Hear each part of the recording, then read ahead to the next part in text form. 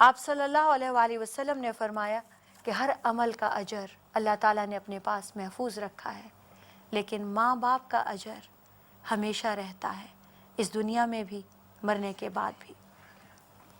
इंसान जो है वो अपने फ़राइज़ अपनी हद तक पूरे कर सकता है, उसके बाद अल्लाह के हवाले नताइज कर दिया करता है, लेकिन औलाद का मामला बिल्कुल इसके बरअक्स है।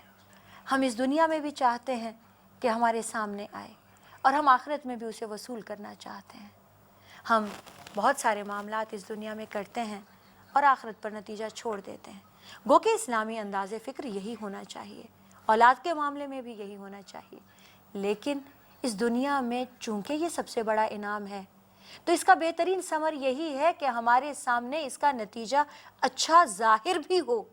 और अच्छा नतीजा ज़ाहिर ये होता है कि हम दुनिया में भी सर फ़ख्र से ऊंचा उठाकर चल सकते हैं।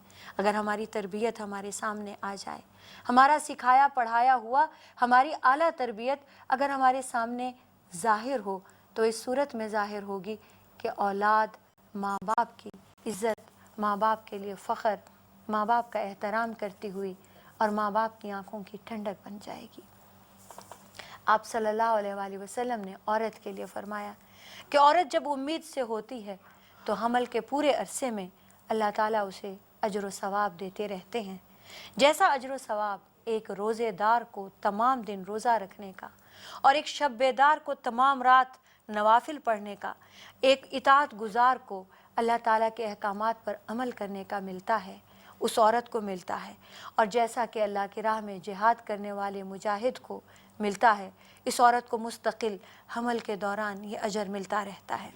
और बच्चे की पैदाइश के वक्त दर्द ज़ह की तकलीफ़ जो वो सहती है, लेबर पेन की तकलीफ़ को अल्लाह ताला ने फरमाया है कि वो इतना अजर देगा कि मखलूक इसका अंदाज़ा भी नहीं लगा सकती। इस तकलीफ़ के बदले में अल्लाह ताला ने उसको तमाम गुनाहों से बख्शीश का भी वादा किया है। और इस तकलीफ़ में अगर कोई औरत को वफ़ात आ जाती है तो अल्लाह ताला ने उसको शहादत की मौत भी कहा है। अल्लाह ताला ने फरमाया कि वो मखलूक अंदाज़ा भी नहीं लगा सकती जितना कि उस औरत को लेबर पेन सहने की तकलीफ़ में होता है, अल्लाह ताला जितना अजर और जितना सवाब देंगे। उसके बाद जब बच्चा उसकी कोख से जन्म लेता है और वो उसको अपना दूध पिलाती है, तो दूध के एक एक घूंट पर उसको जितना अजर और सवाब मिलता है, वो अजर इतना है जो किसी को ज़िंदगी अता करने से हो सकता है। अज़ीज़ाने गरामी, यहाँ से आप उस औरत की जिसे माँ कहते हैं, उसके जज्बात का, उसकी इज़्ज़त का, उसके एहतराम का ज़रा सा अंदाज़ा लगा सकते हैं। अल्लाह ताला ने माँ के जज्बात को बहुत नाजुक बताया है। माँ के जज्बात होते भी बहुत नाजुक हैं और ज़रा सी ठेस लगने से टूट भी जाते हैं, उसका दिल भी कमज़ोर होता है। हो सकता है लापरवाही में बाज़ औक़ात औलाद किसी मामले को इतना सीरियस ना ले रही हो, लेकिन माँ का दिल उससे टूट जाए। माँ और बाप, इन दोनों का दिल ना टूटे, इसके लिए औलाद को जिस कदर भी मेहनत करनी पड़े उन्हें करनी चाहिए। माँ बाप का दिल खुश हो, किसी भी बात से दिल खुश हो, इस बात के लिए औलाद को जिस कदर भी मेहनत करनी पड़े, जितनी भी कोशिश करनी पड़े, उन्हें करनी चाहिए। ये माँ बाप का हक़ है, ये औलाद का फ़र्ज़ है। आप सल्लल्लाहु अलैहि वसल्लम ने फरमाया कि माँ के जज्बात, माँ के एहसासात, माँ की आदत, माँ के मिजाज, माँ की पसंद और नापसंद का पूरा पूरा ख्याल रखो। माँ को दुख देने वाली, माँ को तकलीफ़ देने वाली, माँ का नाफरमानी करने वाली कोई भी ऐसी बात जिससे माँ का दिल टूट जाए, उससे दूर हट जाओ, उसे छोड़ दो। आप सल्लल्लाहु अलैहि वसल्लम ने फरमाया कि ऐसी कोई बात जहन में भी ना लाओ जिससे माँ बाप दुखी हो सकें। एक और जगह आप सल्लल्लाहु अलैहि वसल्लम ने फरमाया कि माँ की हस्ती वो हस्ती है जिसकी खिदमत का सिला जन्नत का सदा बहार बाग है, और माँ की रज़ा अल्लाह ताला की रज़ा का घर है। दीन दुनिया की सआदत ये है कि आप माँ बाप की इज़्ज़त करें, माँ बाप का एहतराम करें, माँ बाप की खुशी की खातिर कुर्बानियाँ देनी पड़ें, कुर्बानियाँ दें। माँ बाप की खुशी की खातिर झुकना पड़े, झुक जाएं। माँ बाप की इज़्ज़त की खातिर आप झुक जाएं। माँ बाप को ऊंचा उठाने के लिए आप नीचे हो जाएं। आपकी मोहब्बत उनके साथ ये है कि जिससे वो मोहब्बत करते हैं ان سے بھی محبت کریں، جس جس کا وہ خیال رکھنا چاہتے ہیں ان کا بھی خیال رکھیں، جس جس سے وہ پیار کرتے ہیں ان سے بھی پیار کریں۔ ماں باپ کی عزت، ماں باپ کی محبت، ماں باپ کے لیے قربانی یہ ہے کہ آپ اپنے منہ میں نوالا دینے سے پہلے ان کے منہ میں نوالا دیں، ان کا خیال رکھیں، ان کی دیکھ بھال کریں، بالکل ویسے جیسے بچپن میں وہ آپ کی دیکھ بھال کرتے رہے، بالکل ویسے جیسے بچپن میں وہ آپ کا خیال کرتے رہے۔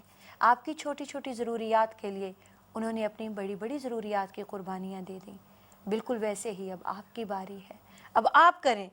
دین و دنیا کی رسوائی اور ذلت ماں باپ کی ناراضگی میں ہے، دین و دنیا کی رضا، اللہ کی رضا، عزت، سرخروئی ماں باپ کی سرخروئی میں ہے، ماں باپ کی رضا میں ہے، ماں باپ کے راضی رہنے میں ہے۔ آپ صلی اللہ علیہ وآلہ وسلم نے فرمایا کہ ماں کی بد دعا عرش ہلا دیتی ہے، ماں کی بد دعا رد نہیں ہوتی، اللہ تعالیٰ اسے قبول کر لیتے ہیں۔ اللہ نہ کرے کہ ایسا وقت آئے کہ ماں کو بد دعا دینا پڑے، ماں اتنی دکھی ہو کہ اس کے دل سے بد دعا نکلنے لگے۔ آپ صلی اللہ علیہ وآلہ وسلم نے ماں کے حقوق کے لیے اس قدر اہمیت دی کہ اللہ تعالیٰ نے جہاد کو جب فرض کیا تو بہت سارے اصحاب تیزی سے جہاد کی طرف آئے۔ آپ صلی اللہ علیہ وآلہ وسلم نے ان سے پوچھا تمہاری ماں ہیں؟ انہوں نے کہا یا رسول اللہ ہیں۔ آپ نے پوچھا ان سے اجازت لے کے آئے ہو؟ انہوں نے کہا نہیں۔ آپ نے فرمایا جاؤ تم اپنی ماں کی خدمت کرو، تمہارا جہاد تمہاری ماں کی خدمت میں ہے۔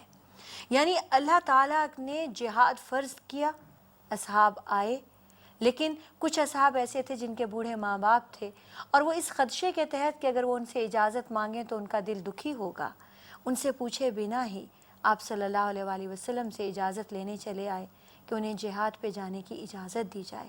آپ صلی اللہ علیہ وآلہ وسلم نے اس کی اجازت تک نہیں دی۔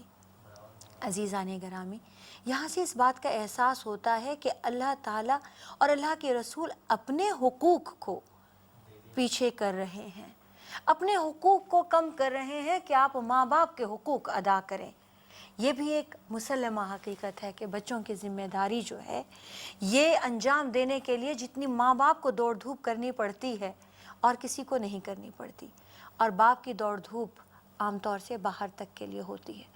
ماں چونکہ 24 گھنٹے کا ساتھ ہوتا ہے، گھر میں ہوتی ہے، بچے کے سامنے ہوتی ہے، بچے ماں سے زیادہ مانوس ہوتے ہیں، اس لیے بچوں کو قدرتی طور پر ماں کی توجہ زیادہ ملتی ہے۔ اس لیے کسی بڑے آدمی نے کہا تھا کہ تم مجھے ایک اچھی ماں دے دو، میں تمہیں پوری اچھی قوم دے دوں گا۔ یعنی اگر ایک عورت، ایک ماں، ایک اعلیٰ تربیت یافتہ ماں ہوگی تو پوری نسل ایک اعلیٰ تربیت یافتہ نسل ہوگی۔ وآخر دعوانا ان الحمد للہ رب العالمین۔ شکریہ۔